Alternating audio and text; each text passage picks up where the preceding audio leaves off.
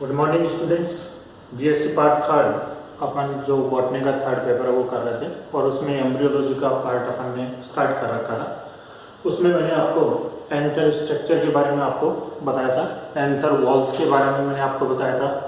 आज इसके अंदर हम बात कर रहे हैं जो पोलन ग्रेन्स हैं उनका फॉर्मेशन कैसे होगा, यानी जो micro sporogenesis means formation of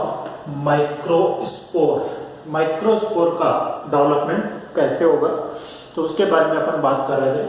उसमें स्ट्रक्चर के अंदर मैंने आपको बताया था कि जो पोलन सैक है उस पोलन सैक के अंदर हमने बात की थी कि क्या प्रेजेंट है, स्पोरोजीनस टिश्यू जो है वो उसके अंदर प्रेजेंट होता है। तो ये जो स्पोरोजीनस टिश्यू जो भाग है इसमें, ये स्पोरोजीनस टिश्यू इसके अंदर क्या होगा कि जब लास्ट डिवीजन इसके अंदर हो जाता है तब इस माइक्रोस्पोरोजीनस की प्रत्येक जो सेल है ये सेल क्या कहलाती है, इसको बोलते हैं माइक्रोस्पोर मदर सेल।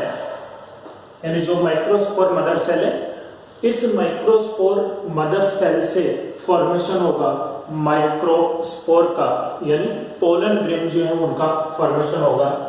इस माइक्रोस्पोर मदर सेल के अंदर यहाँ पर डिवीजन होता है मियोसिस डिवीजन।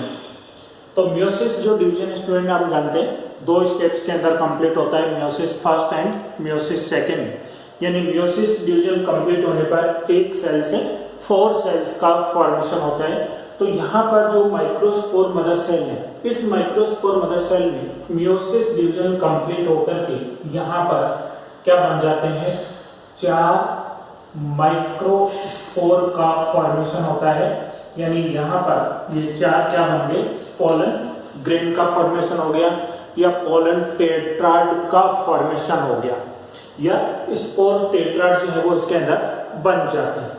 तो यहाँ बनने वाले जो स्पोर टेट्राड है, ये चारों माइक्रोस्पोर एक दूसरे के साथ में क्या है, जुड़े हुए हैं, एक कनेक्टेड कंडीशन के अंदर प्रेजेंट है।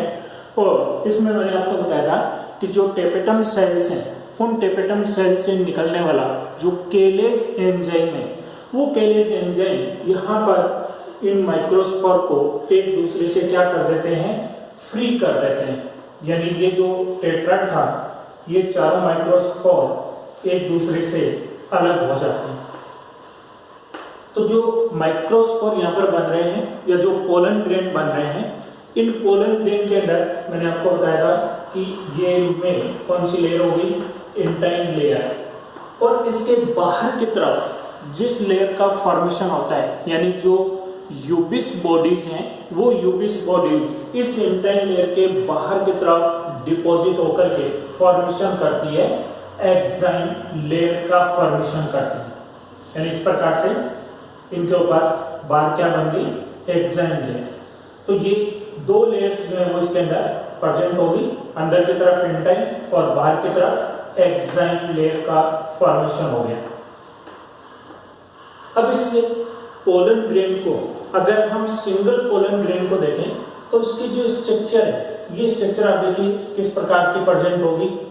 यानी जो एक्साइन लेयर है, ये एक्साइन लेयर यहाँ पर क्या है, पूरे भाग के ऊपर प्रेजेंट न होकर के कुछ जगह के ऊपर ये एब्सेंट होती है। और ये जो स्ट्रक्चर जहां पर ये भाग एब्सेंट होता है, ये इसका क्या कहलाता है, इसको बोलते हैं जर्म पोर कहा जाता है।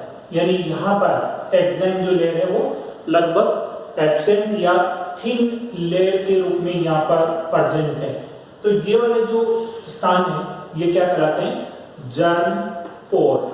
मीन्स जब पोलन ग्रेन्स का जर्मिनेशन होगा तो जो पोलन ट्यूब है, वो पोलन ट्यूब इसी भाग से इंटाइन जो लेयर है वो इसमें से बाहर की तरफ निकलती है, ट्यूब के रूप में निकलती है। तो ये जो स्ट्रक्चर है, ये स्ट्रक्चर क्या है, pollen grain structure. Pollen grain का जो संरचना है उसमें जर्म पोर हो गए अंदर की तरफ इंटाइन लेयर है और इस इंटाइन लेयर के बाहर की तरफ ये एक्साइन लेयर जो है वो उसके अंदर प्रेजेंट है। अब ये जब डिवीजन हो रहे हैं तो जो स्पोर टेट्राड यहाँ पर बन रहे हैं, ये स्पोर टेट्राड इनका फॉर्मेशन हुआ मियोसिस डिवीजन के द्वारा। यानी ये जो स्ट्रक्चर इसके अंदर बनी, ये स्ट्रक्चर कैसी बन गई, हैप्लॉइड प्रकार के स्ट्रक्चर का फॉर्मेशन हो गया।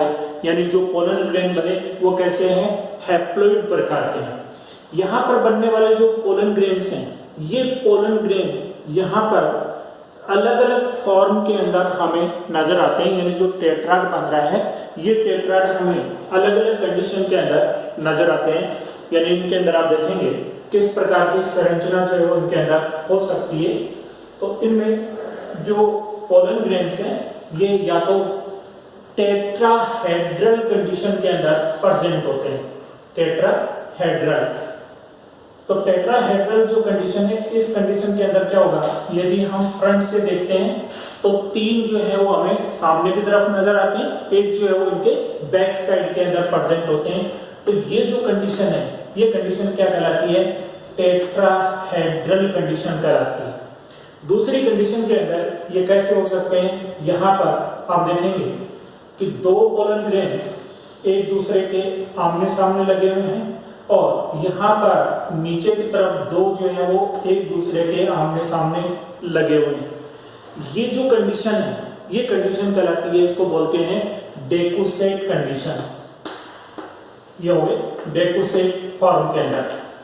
थर्ड इसके अंदर कंडीशन हो सकती है कि 2 जो है यहाँ पर आमने सामने प्रेजेंट है और इनके ठीक उसी डायरेक्शन के अंदर 2 यहाँ पर प्रेजेंट है।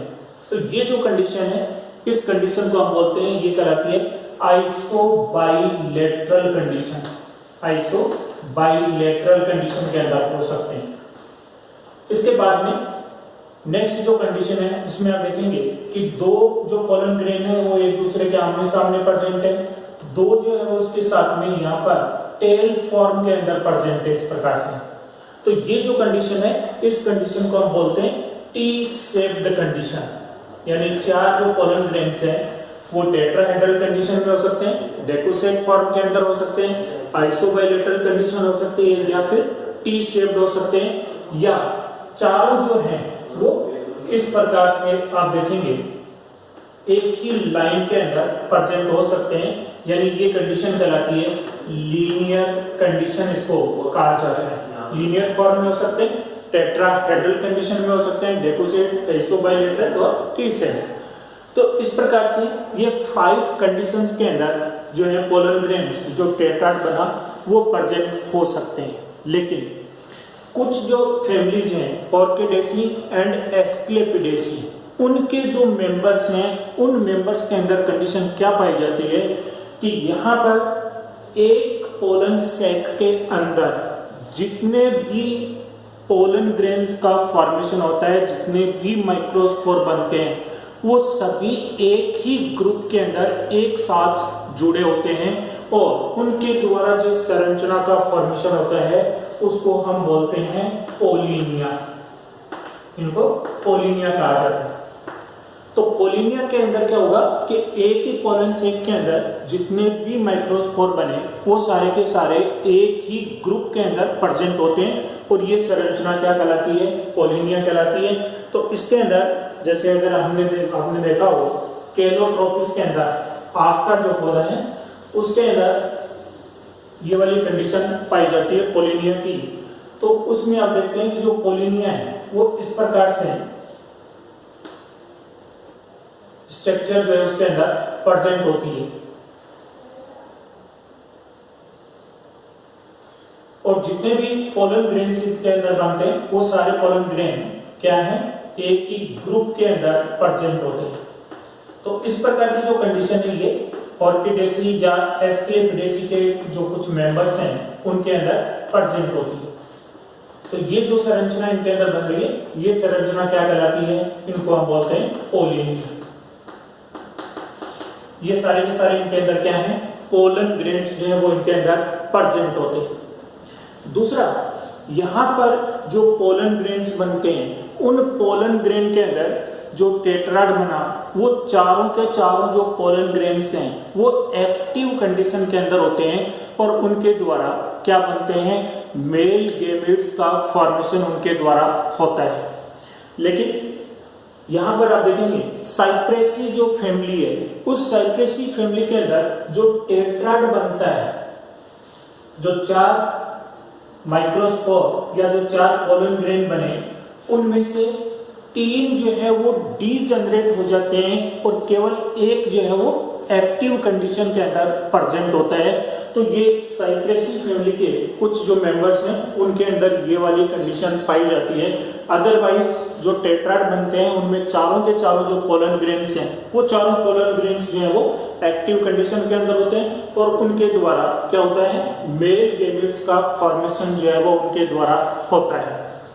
अब इनके अंदर बात करें हम कि जो पोलन ग्रेन है, उन पोलन ग्रेन का जो डियाइसेंस है, यानी तो मैंने आपको बताया था कि इनका जो फॉर्मेशन है पोलन ग्रेन का, वो पोलन ग्रेन का फॉर्मेशन कहां पर हुआ था, स्टेमन का जो एंथर वाला भाग है उस एंथर के अंदर ये बने थे और एंथर के डिहाइसेंस से ये पोलन ग्रेन्स जो है वो यहाँ से बाहर निकलते हैं। तो जब ये बाहर निकलते हैं या पोलिनेशन का जो प्रोसेस होता है उससे पहले इनके अंदर एक माइटोसिस जो डिवीजन है वो इनके अंदर हो जाता है और उस माइटोसिस डिवीजन के दौरान इनमें 2 न्यूक्लियाई का फॉर्मेशन हो जाता है, यानी ये 2 न्यूक्लिएट कंडीशन के अंदर लिबरेट होते हैं और उसके बाद में इनके अंदर फॉर्मेशन होता है मेल गैमेट्स का। तो जो पोलन ग्रेन है, इन पोलन ग्रेन की जो स्टडी की जाती है, पोलन ग्रेन की जो स्टडी है ये साइंस कहलाती है, इसको हम बोलते हैं पेलिनोलॉजी। पेलिनोलॉजी कहा जाता है। तो पेलिनोलॉजी वाला जो भाग है, इस पेलिनोलॉजी का मतलब है जो पोलन ग्रेन्स हैं, ये पोलन ग्रेन्स इनके अंदर इनकी बहुत इंपॉर्टेंस है, यानी पेलिनोलॉजी जो भाग है इसकी काफी इंपॉर्टेंस होती है। तो इनमें नॉर्मल जो यहाँ पर इनकी स्ट्रक्चर यदि हम देखते हैं तो इंटाइन होगी, इंटाइन के बाहर की तरफ एक्साइन लेयर प्रेजेंट है, एक्साइन, और अंदर की तरफ इंटाइन। तो एक्साइन लेयर का जो फॉर्मेशन है, ये फॉर्मेशन मैंने आपको बताया था कि जो यूबिस बॉडीज बनती हैं उन यूबिस बॉडीज के द्वारा इनका फॉर्मेशन होता है और प्रत्येक जो पोलन ग्रेन है, प्रत्येक स्पीसीज के जो पोलन ग्रेन है, उन सब की जो आउटर जो स्ट्रक्चर है, इनका जो स्ट्रक्चर है वो सबका डिफरेंट होता है और उसके द्वारा हम किसी भी प्लांट स्पीसीज को क्या कर सकते हैं, आइडेंटिफाई कर सकते हैं। तो पेलिनोलॉजी की जो इंपॉर्टेंस है वो टेक्सोनॉमी के अंदर काफी ज्यादा है, यानी किसी भी प्लांट को आइडेंटिफाई हम किसके द्वारा कर सकते हैं, पोलन ग्रेन्स की स्टडी करके हम उसको आइडेंटिफाई कर सकते हैं। क्योंकि जो पोलन ग्रेन है इनके ऊपर पाया जाने वाला जो स्क्लेप्टर है ये माइन्यूट है, लेकिन इनकी स्टडी यदि हम स्कैनिंग इलेक्ट्रॉन माइक्रोस्कोप के नीचे करते हैं, SEM स्कैनिंग इलेक्ट्रॉन माइक्रोस्कोप के नीचे यदि हम इनकी स्टडी करते हैं तो प्रत्येक जो स्पीशीज है उसके पोलन ग्रेन की आउटर जो स्क्लेप्चर है वो सबका क्या होता है, डिफरेंट होता है। तो उसी के बेसिस पर हम इनको क्या कर सकते हैं, आइडेंटिफाई कर सकते हैं। दूसरा, इन पोलन ग्रेन की जो इंपॉर्टेंस है वो इंपॉर्टेंस किसके अंदर, पेट्रोलॉजी के अंदर। पेट्रोलॉजी का मतलब यहाँ पर जो पेट्रोलियम जो सब्सटेंसेस हैं उनकी जो डिस्कवरी की जाती है, तो यहाँ पर जब इनके जो वेल है जब उनको यहाँ पर डिग आउट किया जाता है तो सॉइल में से जो पोलन ग्रेन्स मिलते हैं उनके बेसिस पर ये आइडिया लगता है कि उस जगह के ऊपर किस प्रकार के प्लांट वहाँ पर रहे होंगे, किस स्पीसीज के प्लांट जो है वहाँ पर रहे होंगे और वहाँ पर पेट्रोलियम सब्सटेंसेस मिलने की जो पॉसिबिलिटीज है वो वहाँ पर कितनी है। तो इनमें जो पोलन ग्रेन्स है या जो पेलिनोलॉजी है उसकी इंपॉर्टेंस टेक्सोनॉमी और पेट्रोलॉजी के अंदर काफी ज्यादा होती है। अब इनमें जो एक्साइन लेयर है, ये एक्साइन लेयर भी यहाँ पर 2 लेयर्स के अंदर हम इसको डिवाइड करते हैं। यदि इसके पूरे पार्ट को यदि हम देखें तो पोलन ग्रेन के ऊपर पाई जाने वाली जो वॉल है, ये वॉल एक तो होगी इंटाइन लेयर और दूसरी होगी इसके अंदर एक्साइन लेयर। एक्साइन जो लेयर है इसके अंदर ये फर्दर दो भागों के अंदर डिवाइड होती है। एक कहलाती है एक्ट एक्साइन और दूसरी इसके अंदर एंड एक्साइन।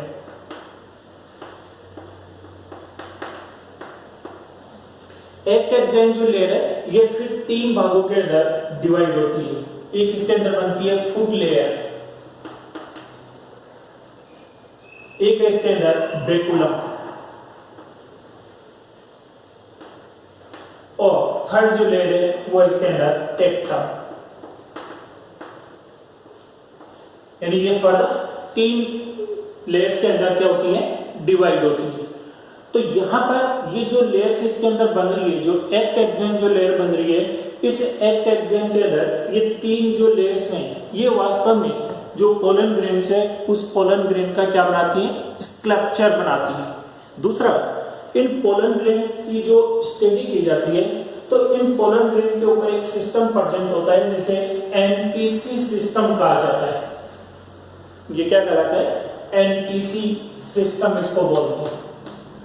यहां पर नंबर और पोजीशन और कैरेक्टर, ये तीन चीजें, यानी जो पोलन ग्रेन्स है उन पोलन ग्रेन्स के ऊपर पाए जाने वाले जो जर्म पोर हैं, उन जर्म पोर की संख्या कितनी है, उनका नंबर कितना है, उन जर्म पोर की पोजीशन कहां पर प्रेजेंट है और उन जर्म पोर का कैरेक्टर क्या है, उनके लक्षण क्या है, उसके बेसिस पर हम किसी भी प्लांट के जो पोलन ग्रेन्स है उनको आसानी से क्या कर सकते हैं, आइडेंटिफाई कर सकते हैं। तो ये जो एनपीसी सिस्टम पोलन ग्रेन्स के ऊपर प्रेजेंट होता है उसके द्वारा हम क्या करते हैं, पोलन ग्रेन्स की स्टडी जो है वो इसके अंदर की जाती है।